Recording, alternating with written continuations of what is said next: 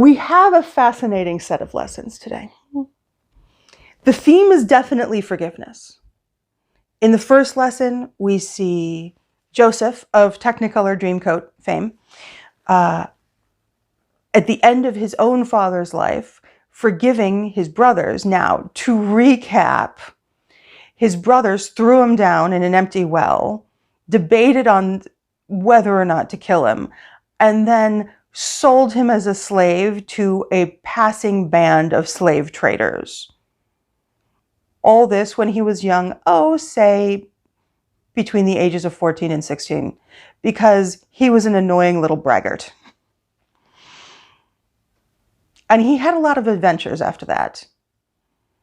And the next time they saw him, he was, we could call him comptroller to the Pharaoh of Egypt, which means he was the second in command of all Egypt. He ran Egypt for the Pharaoh. So he had a lot of adventures, but he came out on top. He didn't hold a grudge. Though, you could tell in the stories that are recorded of him in Genesis, you can tell that he's definitely his father's son, because he has some wily moments. He has some rather sneaky moments, especially with his brothers. But he forgives them. At the end, when he has the opportunity, when they ask him, when they offer to be his slaves so that they may be able to live and not die, he forgives them instead. And he's in a place in his life where he can clearly say, what you intended for ill, God used for good. And he can say that. And I gotta be honest, it's a great model of forgiveness. Joseph forgiving his brothers is a fantastic model for us for forgiveness.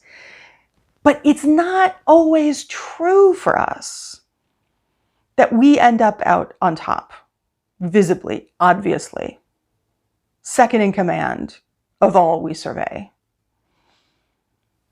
And it is not always super obvious that what other people meant for ill, God turned into goodness. That is not always clear in our lives. So while it is a good model for forgiveness, it's kind of a lofty model for forgiveness. But that's okay, because we have other models.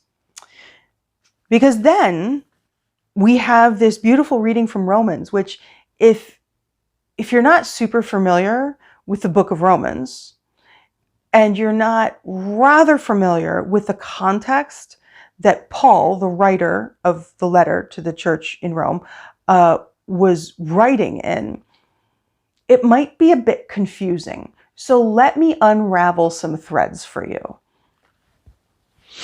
So he talks about people who do things and people who don't do things. And he talks about keeping a certain day holy, or thinking of it as special. And he talks about what we eat and why we eat it. But in a way, he doesn't. Because he doesn't get into the nitty-gritty of why you should or shouldn't eat this or that. He doesn't go there. He doesn't get into the nitty-gritty of why you should or shouldn't keep a certain day holy or set it aside as special. It's almost like he doesn't care what we do. What he cares about is how we do it. And that we don't judge other people for being different from us, from doing different things than we choose to do. And he makes a point of saying, some believe in eating anything, while the weak eat only vegetables. I don't know about you, but I like bacon way too much to ever become a vegetarian. But I do actually understand that it might be better for my health if I became a vegetarian. Not so clear on the absolute health benefits between vegan and vegetarian, but research is starting to become very clear on the fact that we can live healthier lives if we eat less meat or no meat. And yet, I like bacon a lot. And so we should not think about modern research as we read ancient texts. It's not that we have to check our brain at the door. No. It's that we need to read these with ancient eyes. And so in the ancient world, if you were poor, you did not eat meat. If you were wealthier, you could eat meat. But also, there's another layer here. A lot of the meat that could be found in the markets in Roman-occupied territories had already been offered to a Greco-Roman god. It had already been offered and blessed in the name of a foreign deity.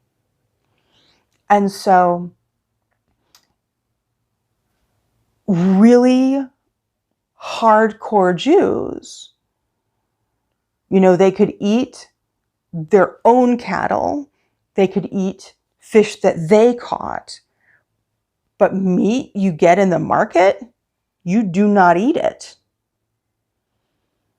Better to just eat vegetables because that meat has been dedicated to Athena, to Zeus. That is not okay. And so there were arguments at the time, especially between new converts from Greco-Roman religions to either Judaism or people who were God-fearers, which means they didn't fully convert to Judaism. They didn't eat kosher. They weren't circumcised. They didn't keep all the laws, but they recognized what would become the Judeo-Christian God as the one true God and tried to follow kind of morally his dictates.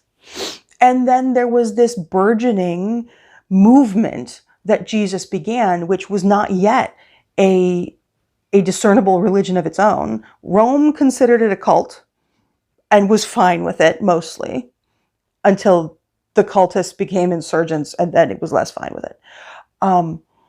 But there was a lot of argument, especially between people who had enough faith to think, there is only one God. So it doesn't actually matter if you dedicate that meat to Apollo. There is only one God. Apollo doesn't exist. Eat the meat and move on. So that was one side of the argument. And the other side of the argument is, from someone's point of view who was perhaps recently a devotee of Apollo and who had converted, you couldn't actually tell them that Apollo didn't exist. Even if they thought about the fact that there's only one God and Apollo doesn't exist, they still feel the existence of their old gods in their bones. And so they would be horrified to eat meat dedicated to their old gods because it would feel like cheating on their new gods or their new God, singular. So this was sort of the foundation of the argument. And you know how people get. Once we make up our minds about things, we can be awfully persistent and awfully violent in our persistence and awfully judgmental in our insistence that we are right. And so what Paul is saying to the church in Rome is that whatever you do, do it with a heart for Christ. Do it for the Lord. If you're going to eat that meat, do it in honor of the Lord. If you're going to refrain from eating that meat, do it in honor of the Lord. And it was the same thing with, should we keep the Sabbath holy? And what does that mean? Because a holy Sabbath in Jewish terms is really strict. And it means a total upending of your life for a day. And it has implications for your household and implications for your servants and your slaves. And so it's a huge commitment to actually keep a holy Sabbath.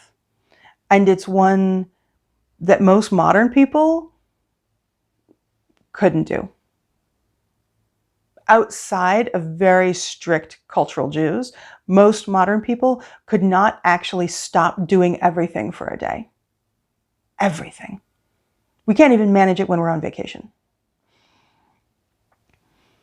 And so the question of, do we keep it set aside and special, or don't we? Paul doesn't weigh in on whether you should or shouldn't.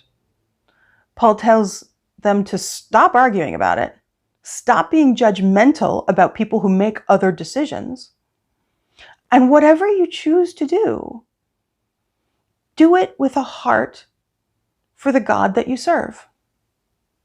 If you choose to keep a special day set aside, do it for God. If you choose not to keep a special day set aside, do it for God. Now, this is a total reversal of how we usually work in the world. And this is a total reversal of what all of these people were used to. Because they were used to very strict rules from God. God wants me to do this, but not just me. God wants everyone to do this. And so if I participate and you don't, that means you are offending God.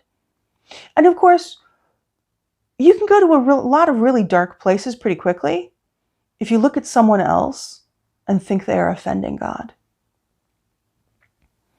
You can rationalize a lot of violent and ugly and totally ungodlike behavior if you look at someone else and think they are offending God and they must stop.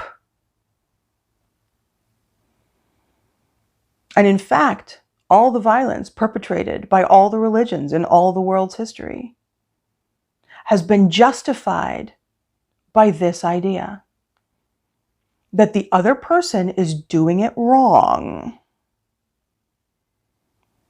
and they must stop. And they must stop at all costs.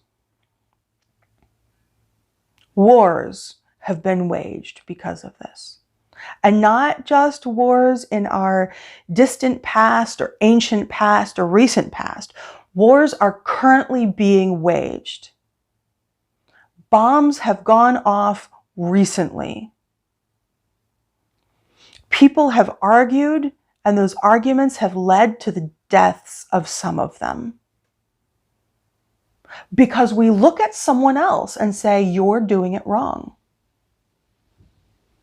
Now, this is not limited to religion, but it's certainly popular in religion to look at someone else and think, you're doing it wrong. And while we may think that, to look at someone else and think, you're doing it wrong, we don't always personally go straight to, you're doing it wrong, therefore you should die. But we're on the same path. We're on the same logical path that can lead to that decision. And Paul counsels us immediately, get off that path.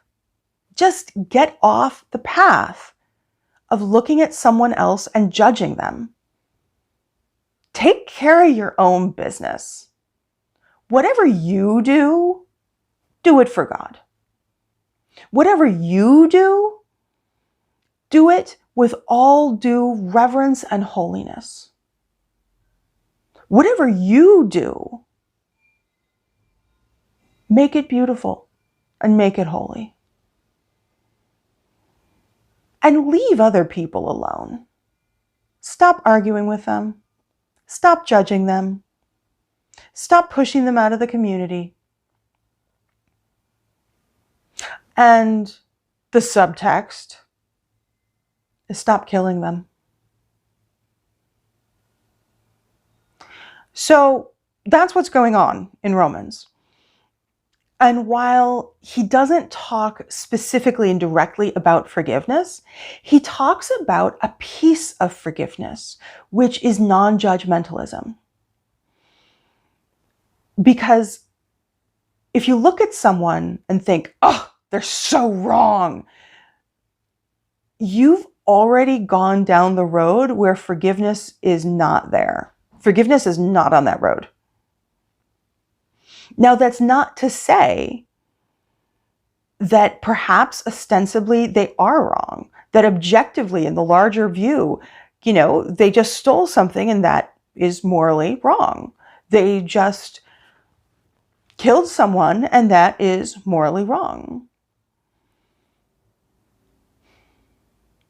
But the thing is, and here's the tough one to swallow, it's not actually our job to hate them for it. It's not actually our place to judge them for the actions that they do. It is our job to choose our own actions. Absolutely. But it's not our job to judge other people. It is our job to learn how to love them despite what they do. And part of loving them is forgiving them despite what they do. It's not a small job. And it's a lot easier to just be judgmental. Total honesty. It's a lot easier. But that's not the job we've been given. To be judgmental, that's not our job. Our job is to take care of our own selves and to love and forgive other people. And when you think about it, that is big enough. And so then we have the totally crazy example that Jesus gives in the Gospel of Matthew. And we're in the 18th chapter here, toward the end. And his sometimes star disciple, his sometimes star student, and sometimes worst student, Peter, is asking, how many times do I have to forgive someone who's, in our community of faith and belief? And you should understand that he's asking that question not because, I'd forgive someone outside of it more. No. Because Peter assumes that people outside of the community don't need forgiveness.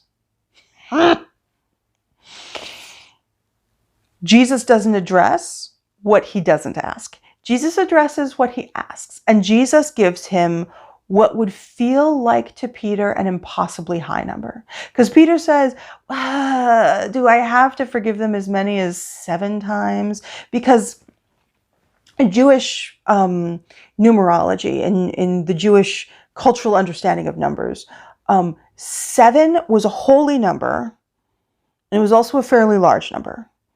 It wasn't the impossibly large number. 40 was the impossibly large number. 40 days in the wilderness, 40 days and nights with the ark and Noah in one of the stories. 40 was the impossibly large number, just to reset your own mental calculations. And 7 was the very sizable holy number. The small number that was still very holy was 3. So that kind of gives you 3, 7, 40. That gives you a sense of what's going on here. So Jesus says not 7 times, but 77 times. So Jesus goes way beyond the impossibly large number. Now, does Jesus literally mean, okay, 77 times, get out your tally book. Oh, we're on 68. You're coming close, buddy. You've only got a few more times of forgiveness left, and then I can write you off. No, that is not what Jesus is saying. Jesus is giving Peter an impossibly high number. That is what Jesus is saying. Jesus is saying, no, you have to just keep forgiving. Forgive and forgive and forgive. And then Jesus tells a story that has an interesting beginning, a strange middle, and a bizarre end. Let me unpack this. Okay, so there's a king with a bunch of slaves. And somehow the slaves became indebted to the king, which is weird. That would not necessarily be normal. And so the slaves are, the king is having an accounting. He's finally doing his books. It's been a while. He's not doing them yearly, clearly. And so he discovers that there is a slave who owes him 10,000 talents. Now, a talent is a unit of currency. 1 talent is worth 15 years of a laborer's pay. 15 years of a laborer's pay. If we translate that into modern terms, which doesn't always translate very, very well, but just to get an idea, if we translate that into modern terms, we could say, okay, a laborer earns about $40,000 in the US. Maybe that's a little high, maybe that's a little low. $40,000. So if 1 talent equals 15 years of a laborer's pay, and if you do the math, which I did, and I wrote it down because, me and numbers, I don't always remember them. 10,000 talents for the slave to have owed his master 10,000 talents. That is $6 billion. Just take a moment to think about that. The slave owes the king $6 billion. Now, if you are a realistic type person, and if you are not just totally into the story, you might be thinking to yourself, what? And perhaps you're also thinking, yeah, I don't think so. The point here, pretty sure the point that Jesus is making is that the king had a slave who owed him an impossibly high amount of money. He'd never be able to pay that off. Oh, please. And that is why the king was willing to take him and his wife and his children and his possessions and sell them and recoup his losses. Would he get $6 billion back? No, he wouldn't. But he's cleaning house. And so the slave begs, he pleads.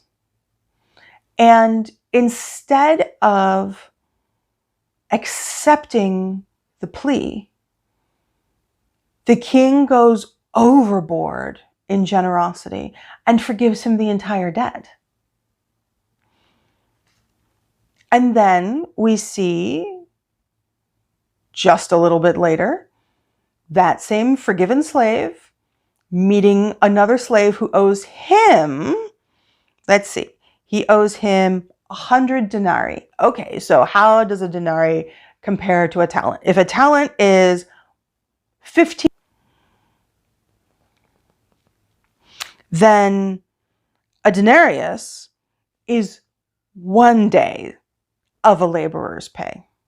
So 100 denarius is 100 days of a laborer's pay. 3 months.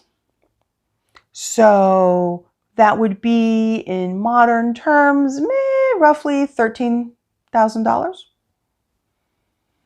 That would be a really hard debt to realistically pay off anytime quickly. That would probably take a laborer years and years to pay off. Heck, you and I may have $13,000 worth of debt. How long is it going to take us to pay it off? It may be some time.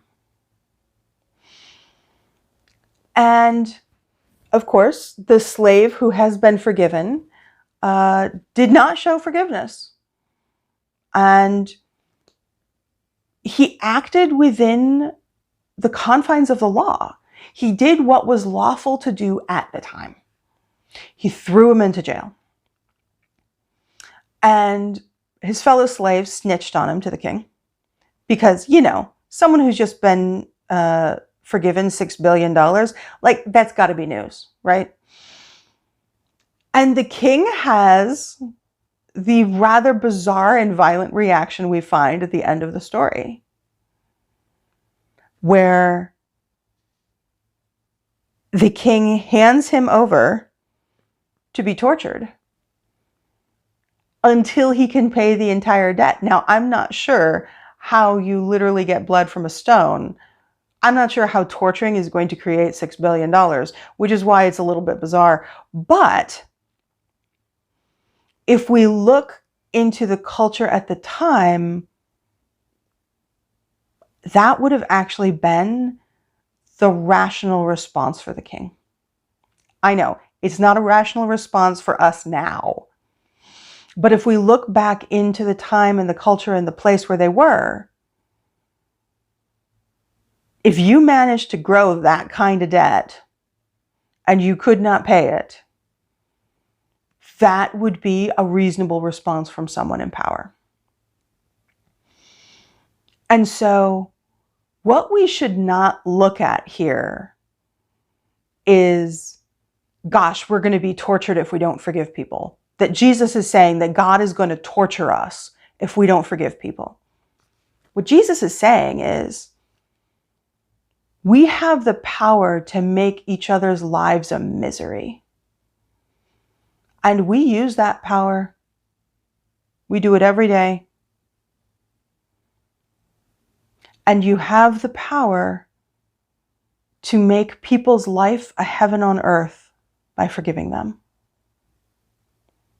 So go and do that. And while it is not culturally appropriate now to torture someone who cannot pay their debt, thank heavens, a lot of us are in debt, it is culturally appropriate to not forgive people and to judge them. Now, I'm not talking about when someone abuses another or wounds another. I'm not talking about the sometimes strange and powerful urge to continue to be abused. I'm not talking about pretending that abuse doesn't exist or for victims to continue to stay in harmful situations. No. Victims need to be able to leave. They need to be supported in doing so. They need to be offered resources so that everyone can live a healthy and sane life. And when we get to the place where we can live a healthy and sane life and not be victimized and abused, there will eventually come the time when we can begin to forgive, or when we can begin to conceive of the possibility of forgiving. And forgiving doesn't mean allowing abusers to abuse. Just to be totally clear. But forgiving does mean not drinking the poison of anger and expecting the other person to die. Forgiving does mean releasing the judgment and the pain and all the ways in which we can find to put people down, to demonize their character, to judge them, instead of accepting what they do as part of who they are. Perhaps giving them help when they need it. Perhaps putting them before a jury of their peers. But leave the judging to the jury. Leave the judging to the judge. And if you aren't called for jury duty, leave the judging to God.